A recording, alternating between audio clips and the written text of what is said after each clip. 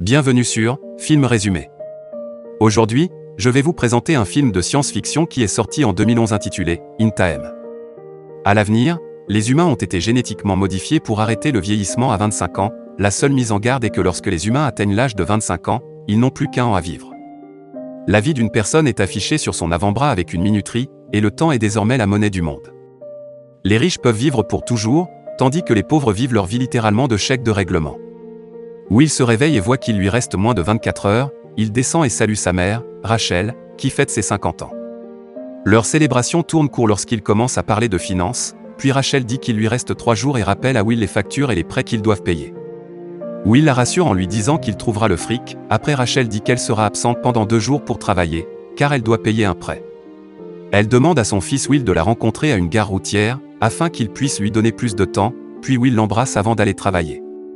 Will rencontre plus tard les chefs d'un bar local, et certains hommes l'invitent à jouer mais il refuse, mais pas après avoir rappelé à l'un des hommes qu'il doit 1 heure à Will. Will prend l'heure et rencontre Borel, ce dernier est ivre, et montre du doigt quelqu'un qui achète des boissons pour tout le monde. Il dit que l'homme a plus d'1 siècle dans son temps, soudain Will aperçoit quelqu'un qui regarde l'homme, et il décide de l'avertir qu'il est surveillé par quelqu'un mais Henry s'en fiche. Will conseille l'homme de se barrer car il attire trop l'attention, mais l'homme refuse. Un groupe d'hommes entre au bar et tout le monde précipite pour sortir, et Borel dit à Will qu'ils sont des Minutemen, des bandits qui piquent et extorquent le temps des autres. Borel éloigne Will, mais Will a l'intention de rester et de regarder, il assure à Borel qu'il ne ferait rien de stupide, et Borel le quitte. Le chef Fortis dit à Henry qu'il veut son temps et offre même à Henry la chance de se battre pour cela, mais Henry semble avoir la nausée et se dirige vers les toilettes. Il vomit pendant qu'un Minuteman le veille, puis Will fait irruption et assomme le gars et emmène Henry avec lui. Will et Henry s'enfuient et Fortis et ses hommes les poursuivent, ils parviennent à s'échapper après avoir escaladé une porte, et se sont cachés à l'intérieur d'un bâtiment pour s'enfuir. Les Minutemen les suivent de près et les retrouvent presque, mais finissent par abandonner leur poursuite, quand l'un des hommes dit à Fortis qu'il a reconnu Will. Will et Henry font connaissance et Henry révèle qu'il a 105 ans, il dit qu'il est fatigué et qu'il désire la mort, ce qui explique son comportement irréfléchi. Will se fâche, considérant que lui et sa mère doivent travailler plusieurs emplois, juste pour vivre un jour de plus.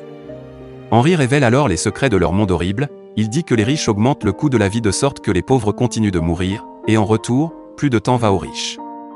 La réalité est qu'il y a assez de temps pour tout le monde, cependant, la cupidité et l'avidité d'immortalité aveuglent les riches et les puissants. Henry demande à Will ce qu'il ferait s'il avait le même temps que lui, il le répond que s'il a ce temps, il ne le gaspillera pas comme Henry. Henry réfléchit à ce que Will dit, et les deux se reposent. Au matin, Henry décide de donner à Will qui était endormi tout son temps à l'exception de 5 minutes, et au bout d'un moment, Will se réveille et découvre qu'il a plus d'1 siècle à vivre. Il cherche Henry et le voit assis au sommet d'un pont, mais malheureusement les dernières secondes d'Henry passent, il sourit et tombe dans la rivière. Pendant ce temps, Rachel, la mère de Will, paie un prêt de 2 jours et essaie de prendre le bus, mais elle découvre qu'elle ne peut pas payer le billet car les prix ont augmenté. Elle supplie le conducteur et les passagers, mais tout le monde détourne le regard.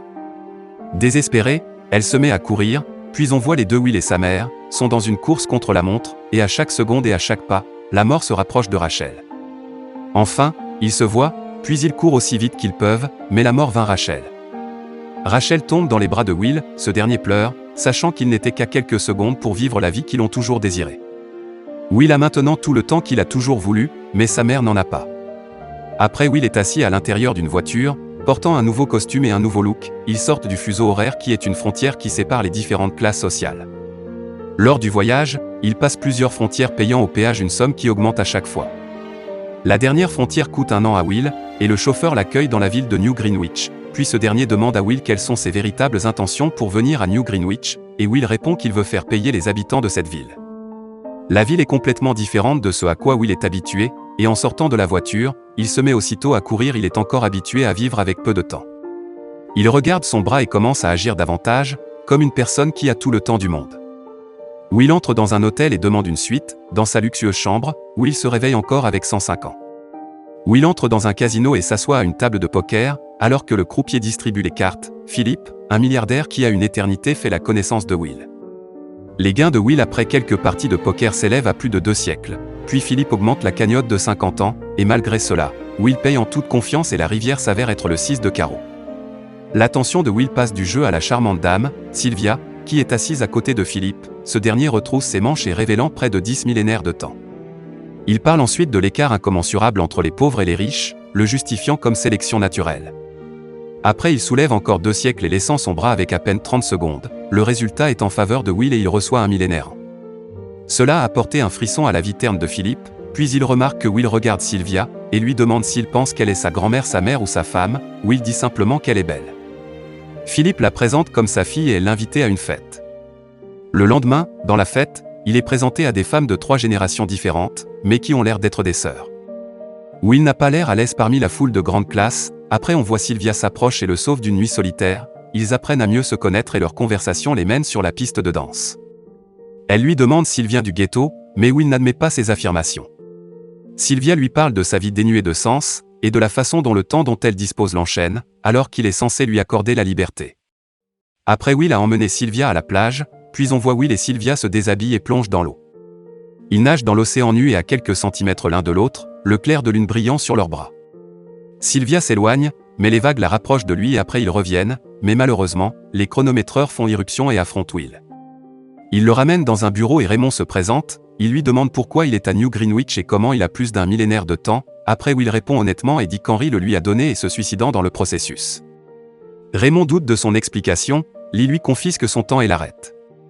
En partant, Will lui demande pourquoi il enquête sur le suicide, alors que des meurtres se produisent tous les jours dans le ghetto. Raymond est stupéfait par sa déclaration car elle lui rappelle le père de Will.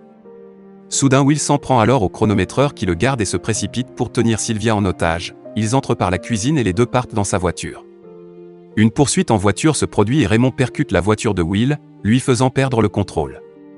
Le matin arrive, il roule le long des autoroutes et roule sur des pics de circulation. Malheureusement le pneu crève, et il s'écrase. Fortis et ses hommes s'approchent du couple inconscient, ils siphonnent le temps de Sylvia, et ils partent en vitesse et ne lui laissant que 30 minutes. Puis Will lui donne quelques minutes et il s'enfuit pour aller chercher plus de temps. Sylvia est en détresse car il ne lui reste que quelques minutes. Soudain Will remarque sa boucle d'oreille et il se précipite chez le bijoutier. Voyant qu'ils sont désespérés, il les soupait et ne leur offre que 2 jours. Will appelle Raymond et demande à Philippe de transférer Milan dans la ville du ghetto en échange de Sylvia, mais Raymond l'avertit que s'il continue, il finira mort comme son père. Will dit que son père est mort en combattant quelqu'un, mais Raymond lui répond que son père faisait quelque chose de plus dangereux. La nuit arrive et Sylvia se sent chez elle dans l'appartement de Will, elle pose des questions sur sa famille et Will parle du décès de sa mère. Il se souvient de son père et du fait qu'il était un joueur comme lui, mais sur un jeu différent. Son père jouait à un jeu semblable au jeu du pognon, mais en utilisant son temps. Son père a beaucoup gagné, mais ses actes de générosité ont causé sa mort. Ils découvrent qu'ils ont à peu près le même âge, et que leur lien se renforce à mesure qu'ils apprennent davantage sur le passé de l'un à l'autre. Le matin arrive, Will accompagne Sylvia jusqu'à la cabine téléphonique, lui offrant une arme en guise de cadeau d'adieu, et elle l'embrassait. Elle appelle son père et le réprimander pour ne pas avoir livré ce que Will veut, et pendant qu'il parle Will est derrière elle, inconscient de Raymond pointant une arme sur lui. Sylvia se retourne et voit Raymond, et sans hésiter elle lui tire dessus, puis Will pointe une arme sur Raymond mais au lieu de prendre son temps, il la lui donne et les deux partent en utilisant sa voiture.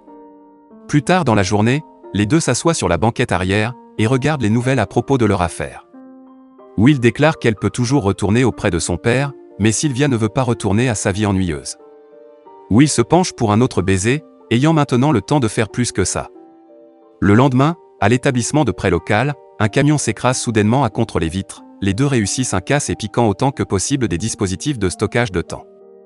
Ils encouragent les emprunteurs à obtenir autant de temps qu'ils le souhaitent, et ils se précipitent tous. Fortis continue d'harceler et de tuer des gens pour le temps, soudain il voit alors s'afficher une récompense de 10 ans pour la capture de Will et Sylvia.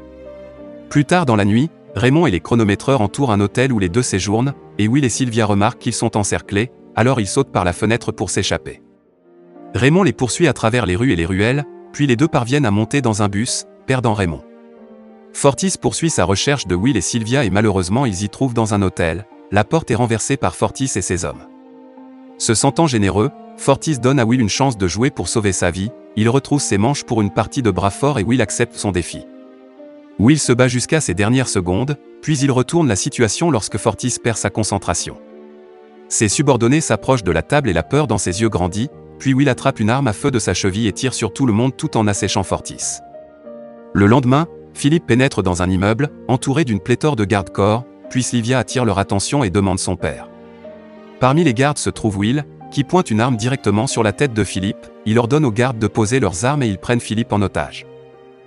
Dans son bureau se trouve un coffre-fort temporel, et là se trouve un appareil avec 1 million d'années. Après, Philippe essaie d'expliquer que la société échouera si ce temps tombe entre de mauvaises mains, et qu'il y aura toujours quelqu'un prêt à sacrifier des gens pour avoir une chance d'immortalité.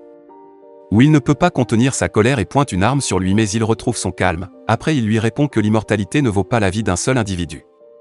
Les deux partent, puis Will sort indemne et demande à Maya de distribuer le million d'années, puis Raymond détourne une voiture et la poursuite continue. Finalement, ils s'affrontent au milieu de la route. Raymond admet qu'il vient également du ghetto et qu'en apprenant à échapper à la pauvreté, ses yeux se sont également ouverts à la dure vérité, selon laquelle le fossé entre les riches et les pauvres doit être maintenu. Pendant qu'il parle, Raymond se rend compte que son temps est écoulé, il meurt sur le champ et les deux tentent de trouver un moyen de sauver leur vie. Au loin, il y a le véhicule de Raymond, il court vers elle avec des secondes restantes sur leur minuteur. Enfin, Will arrive le premier et reçoit son temps. Il court alors vers Sylvie qui n'a plus que quelques secondes. Heureusement, les deux se jettent dans les bras juste à temps, et les deux vivent pour un autre jour. Les citoyens traversent désormais les frontières vers des zones plus chères, et les Minutemen regardent leur hiérarchie sociale qui commence à s'effondrer. Sylvie et Will continuent leur routine, se dirigeant cette fois vers une grande banque de temps. C'est la fin du film. Si vous avez aimé ce film, n'oubliez pas de vous abonner à ma chaîne. Pour voir plus de vidéos comme cela, activez les notifications et laissez un like pour aider la chaîne. Merci d'avoir regardé cette vidéo.